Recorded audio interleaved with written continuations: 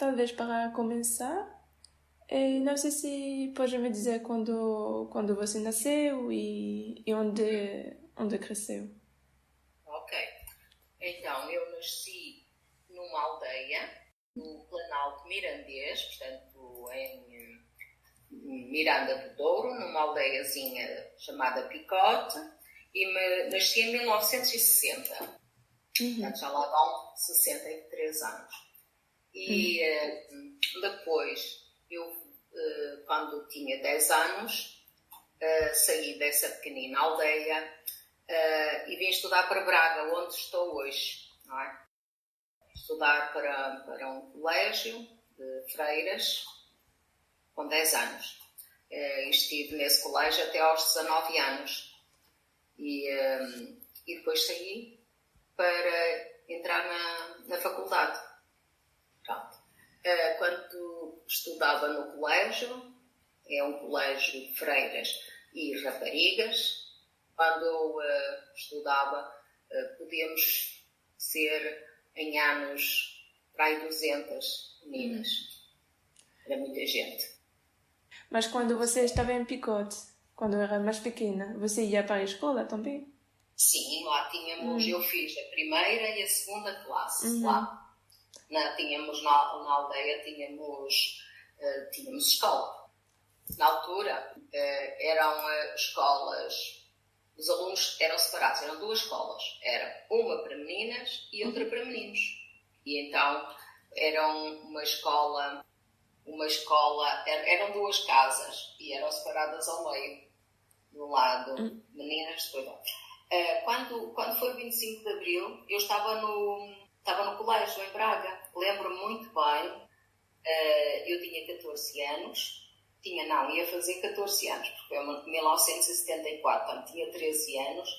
Tinha 13 e lembro-me de uma irmã, uma freira, sair lá pelos claustros a dizer uma revolução em Lisboa, uma revolução em Lisboa. E nós ficámos logo todas cheias de medo. Vão atacar os colégios, vão atacar os freiras, vão atacar a igreja, não sei o quê. Pronto.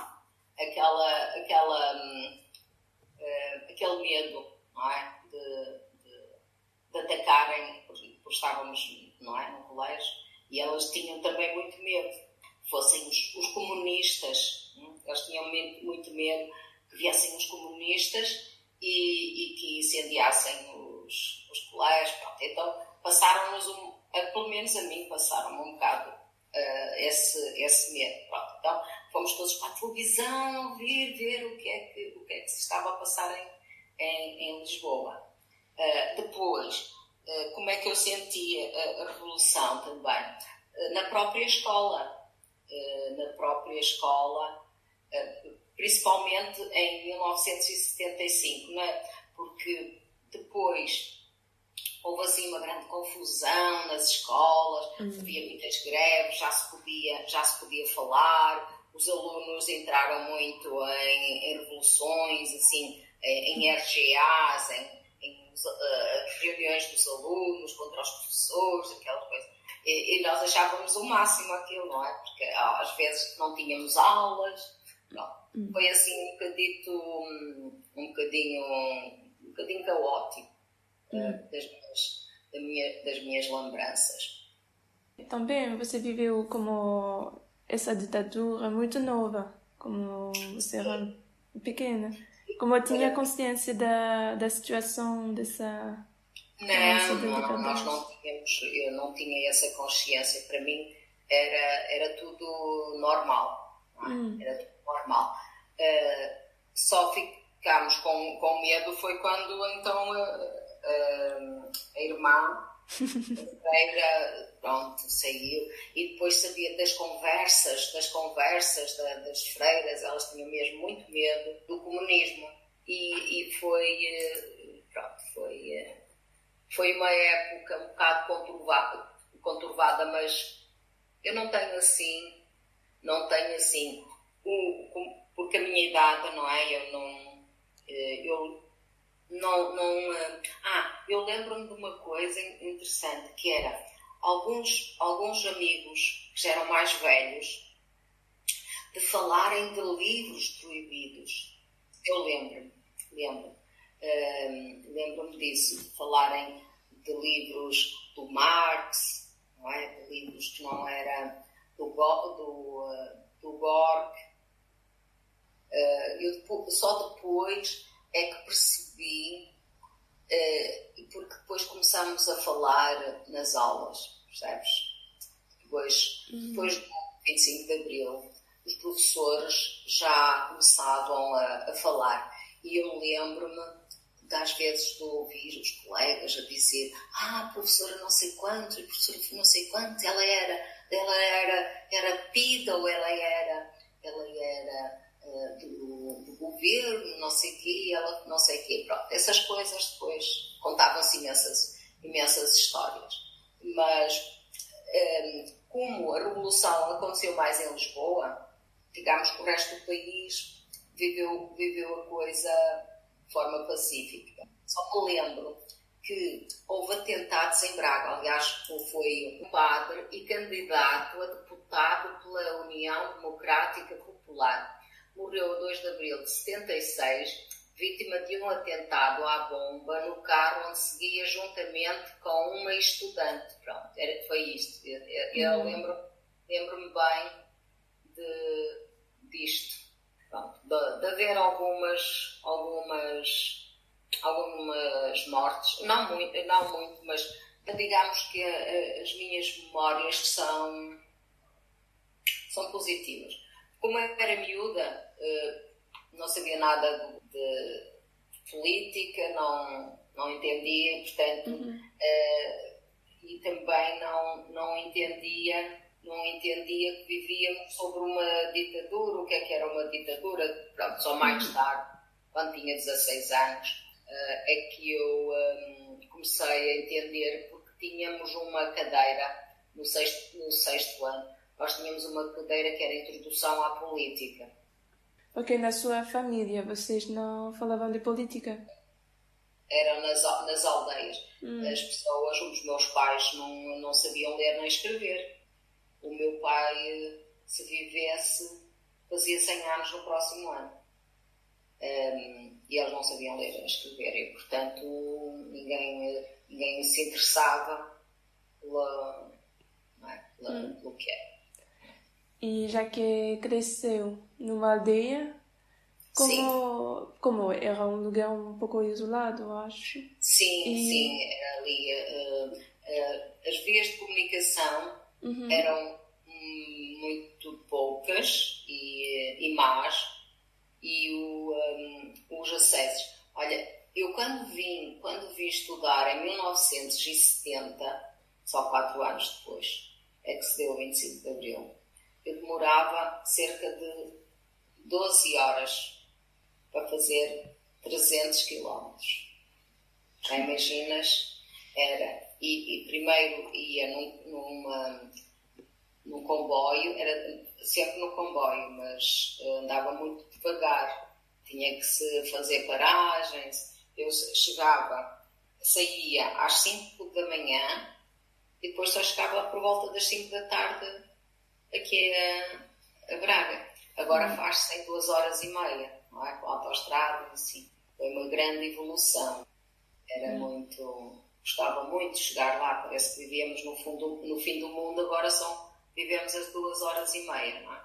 E portanto, ninguém falava de política, nem as pessoas viviam na aldeia para se sustentarem, e portanto, essas questões das políticas era para quem sabia ler e escrever, lia o jornal. Mas tem alguma ideia de como se organizava a resistência nas zonas mais rurais de Portugal? Eu só tenho ideia, e eu só me dei conta bastante mais tarde, porque se ouvia falar, porque antes ninguém falava. Eu, na altura, sabia que na minha aldeia havia lá uma pessoa que era o informador, que ouvia as conversas e via se havia ali alguém a dizer mal do governo e assim, sabia que havia lá qualquer coisa assim, lá na aldeia. Possivelmente a Igreja deve ter também levado as pessoas da aldeia a dizer para não falarem mal do governo, deve ter, porque a Igreja também estava, digamos, era poderosa, não é? O Estado, ainda hoje a Igreja Católica é muito... tem poder aqui no país, não é? Porque as pessoas são católicas e, portanto, se não há bom relacionamento entre o poder político e a Igreja, depois nas eleições as pessoas acabam por votar contra, não é? Por isso eu imagino, isso já sou eu a pensar, imagino que durante a missa o padre, digamos, avisasse as pessoas de não andarem a falar e de não se juntarem, pronto. Julgo que seria isso. Mas a não ser as pessoas, e não havia muitas na altura, que sabiam ler e escrever, que liam os jornais, na aldeia não havia muitas pessoas assim. Julgo que... eu não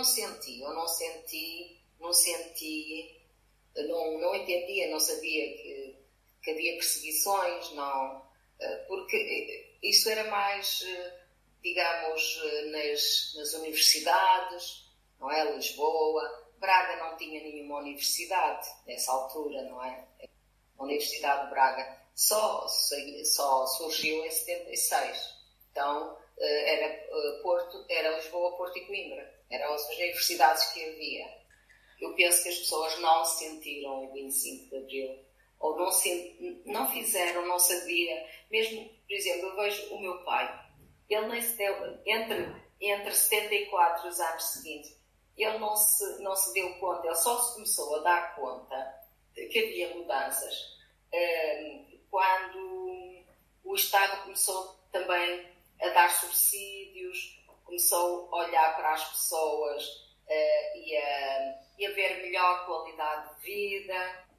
Só nessa altura é que as pessoas começaram a ver que havia ali alguma mudança na política, porque de resto, em relação a Braga, o que é que eu senti depois? Olha, as escolas deixaram de ser, por exemplo, o meu liceu deixou de ser só de raparigas e passou a ser misto, e também depois as reuniões de alunos, essa parte das reuniões de alunos, portanto, isto foi em 75, 76, por aí, porque em 76 eu já estava no ensino secundário. Quem organizava eram os mais velhos, os que estavam no último ano, e aí gostei desse tempo das reuniões. Gostei porque pronto, era uma alegria, e vamos e todos, aquela altura em que os jovens são reivindicativos, não é? Depois ouvia aquela euforia, depois estávamos todos juntos e depois as raparigas começavam a fumar também. Isso eu notei. Notei Era isso. uma mudança. Eu própria também comecei a fumar e essas coisas, vestir jeans, não é? Calças de gangue, não tenho essa coisa. E lembro-me que na altura nós, raparigas, faziam ginástica e nós tínhamos que usar um uniforme próprio da ginástica, que era uma camisa branca, depois uns calções e por cima uma sainha de tipo ganga em azul, branco e azul. E nós tínhamos que usar esse equipamento. E depois de 25 de Abril, já ninguém, não é? Já tiraram digamos que aquelas regras rígidas que existiam. Eu, como era pequena, pronto, eu sempre cumpri regras, não é? Nós, quando somos pequenos, sempre cumprimos regras e não perguntamos porque é que temos aquela regra, não é? Sim. Só quando somos mais velhos é que vamos começando a questionar porque é isto, porque é aquilo, não é? Querer saber a origem das coisas. E depois começamos a ver aos poucos que na cidade começavam a aparecer coisas novas, a termos coisas que só víamos na televisão e assim, quando vimos entrar pastelarias novas, até discotecas, isso sim, isso que antes não havia, isso sim, a abertura do país, pronto, aos poucos foi-se percebendo. E também nas escolas foi isso, essencialmente. E, por exemplo, os seus pais, como eles viveram essa mudança social? Não, e para eles porque as mudanças de regime é uma coisa que acontece em Lisboa na legislação, não é? Porque até depois essa mudança se verificar nas aldeias, portanto, nas zonas mais rurais, leva tempo. De maneira que eles, a não ser que ouviam as notícias, a diferença que se notou foi essencialmente nas notícias que se ouviam na rádio e a televisão. Ainda havia muito poucas televisões também na minha aldeia. As pessoas... Lembro-me que havia uma família mais abastada que foi a primeira televisão, então nós íamos todos para a casa da Lourdes, que ela se chamava Lourdes, mas julgo que na parte do norte de Portugal e principalmente do norte transmontano, era muito longe, ficava muito longe dos centros urbanos. Uma das coisas que na altura, principalmente que eu me lembro ali na aldeia, eram as pessoas que iam para a França sem documentação, que iam ilegalmente. Isso eu lembro-me das histórias que contavam, que fulano ou cicrano saíram à noite, depois contavam muitas histórias, como é que eles tinham saído e não tinham sido apanhados, e depois também se contavam os que tinham sido apanhados, não é? Essa parte daí de as pessoas de emigrarem antes do 25 de Abril. Antes do 25 de Abril vi muitas pessoas emigrarem, mas não era por terem ideias contrárias ao governo, era pela miséria e porque queriam melhores condições de vida. Essas pessoas saíram de Portugal à procura de melhores condições. Portanto, na década de 60 e 70, e eu tive familiares também que foram, e pessoas, não é? Vizinhas, eu lembro-me perfeitamente da minha vizinha, da senhora Beatriz, que primeiro foi o marido e depois foi ela, e estiveram os dois, e os filhos ficaram em Portugal. Eram meus vizinhos, lembro-me perfeitamente. E essa parte da imigração, sim, lembro-me. E depois começou a haver os partidos, e aí também se começou a notar, não é? Era só partido único, mas depois começaram a ver os partidos. Pronto, e isso é que também foi uma forma de nós percebermos que tinha havido ali uma mudança no regime político. Sim. E depois eram, claro, quando há eleições, não é? E quando há... Depois começamos... lembro-me também da eleição, eu nessa altura ainda não votava, da eleição do primeiro Presidente da República, que foi o Ramalhianos, não é? Foi o primeiro eleito democraticamente, portanto, depois do 25 de Abril. Só em 76 é que foi eleito o primeiro, portanto, constituído o primeiro governo democraticamente eleito. Então, era o que eu te dizia, de 75, 76, foi mesmo, isso eu senti foi essa parte dos partidos. Uma vez foi uma bomba também, arrebentaram em Braga também. Pronto. E aí o pós-25 de Abril é que eu acho que foi interessante.